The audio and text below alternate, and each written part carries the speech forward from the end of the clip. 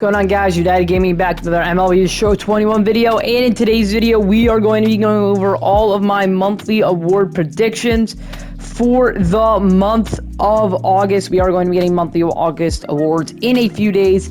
Actually, it'll be in a few days. It'll be in 2 days as of the time I'm uploading this video, and I honestly can't wait. I feel like it's going to be one of the best players of the month. There's so many good guys that I think can easily get a spot as the player of the month. So we're going to go over MLB's choices for player of the month, but before we do that, make sure you like it and subscribe. It took me a long time to find all the stats for all these guys, so that would be greatly appreciated. So, Jose Abreu was the AL player of the month. CJ Cron was the NL player of the month. The pitcher of the month for the American League was Robbie Ray, and the pitcher of the month for the National League was Adam Wainwright. The rookie of the month for the NL was Frank Schwindel. I'm going to say that wrong on the video. And then Bobby Dalbec for the American League. And then reliever of the month was Devin Williams, and for the American League, it was Emmanuel Clase. So, those are all like the player of the month. We are going to be going over a ton of guys who I think deserve cards, and we're kind of going to go see what order they fit into. So, if we're taking a look at the structure, they usually do one high starting pitcher. They did one this year, this month, it was 96 Walker Buehler, but usually at least in the top 3 or 4, there's a starting pitcher. We take a look at this one. This one was a bit of an outlier. There wasn't really a lot of good starting pitchers in the June one, but in April and May, there was Corbin Burns, I believe, in the April one. Yup, he was the second best card. And then May, I believe there was Zach Wheeler as the next top card. So they usually like to get at least one good starting pitcher card. And we're going to be talking about the guys I have for candidacy in that one first. So we're actually going to be going from here all the way until the end is what we're going to be doing. I know I said that wrong 2 seconds ago, but we're going to be going over it anyway.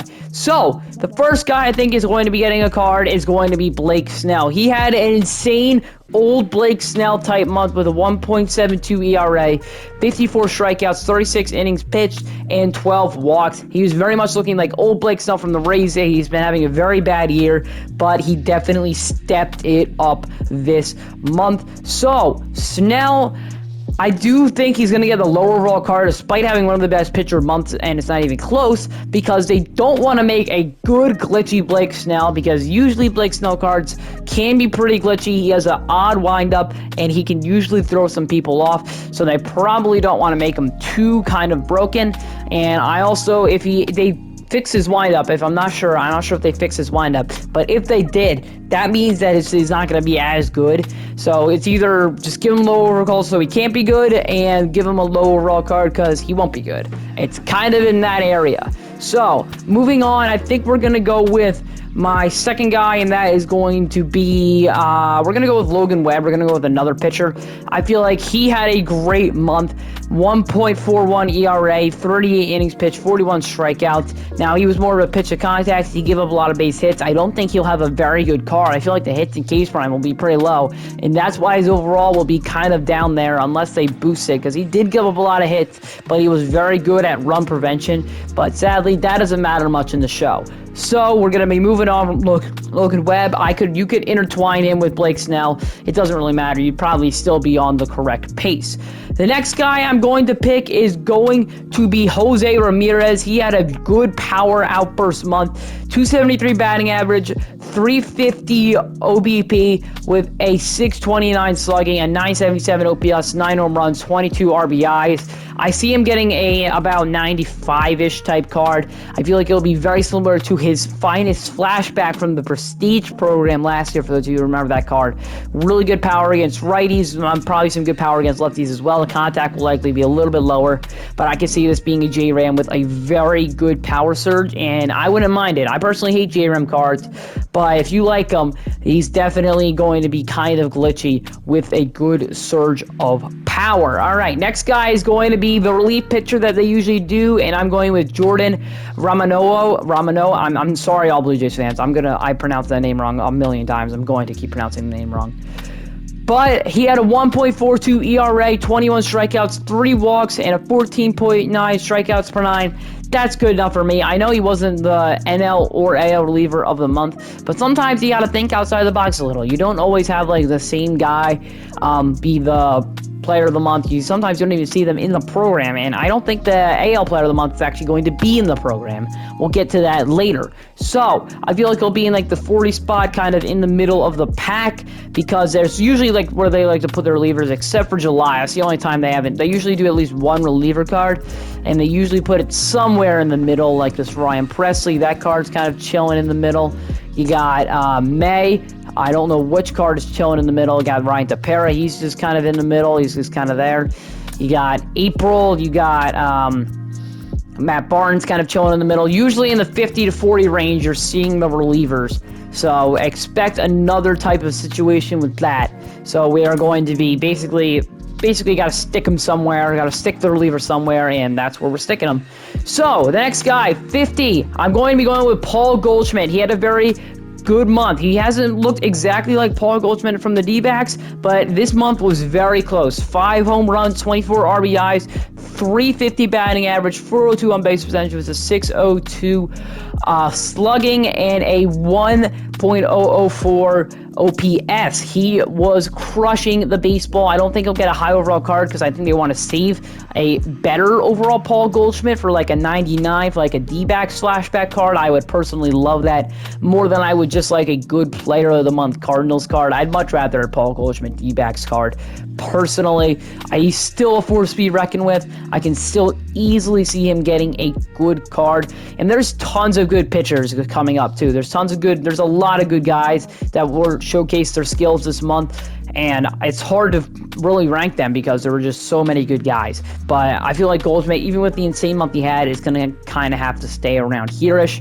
Moving on to 60, I think we're going to get our second to last starting pitcher, and that is going to be Max Scherzer. He had an insane month, 1.55 ERA, 41 strikeouts, 29 innings pitched. I know the inning pitch is kind of low, but you got to keep in mind, he was just coming off a trade. He went straight from Washington all the way across the country to LA, and he flat out dominated. It's one thing to get traded and be good, but when you dominate and get after getting traded, that is just perfect. It's what you wanted from the trade, and Scherzer did exactly that, looking like old 2017, old vintage Scherzer. He just was on point this month.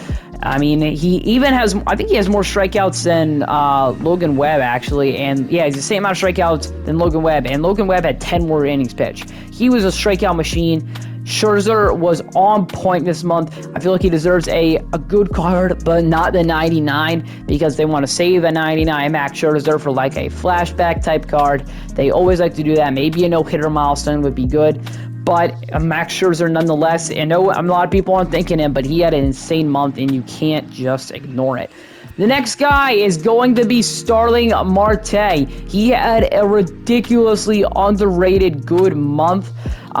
Basically, it was just ridiculous. He had a great month, and it's kind of weird to talk about it. He had a 363 batting average, a 387 OBP, and a 496 slugging. 496 slugging, that ain't that good. 2 home runs, 14 RBIs, 19 stolen bases in the month. I know stolen bases isn't the greatest thing, but I think he deserves a card very similar to this Harrison Bader type card. Very similar. I can see him getting great contact numbers, good fielding, and insane speed and stealing attributes. This card could be an absolute glitch. His swing is pretty nice. I wouldn't be surprised if we got a glitchy Starling Marte card. I would personally love it. I feel like he'd go in this slot, not quite right before him, right before the Lightning, but I still think he deserves a good overall card and should not be ignored. So, I have 2 guys for the Lightning card that could easily both get it, but we are first going to be talking about the guy right before the Lightning, which will probably be a 98 overall.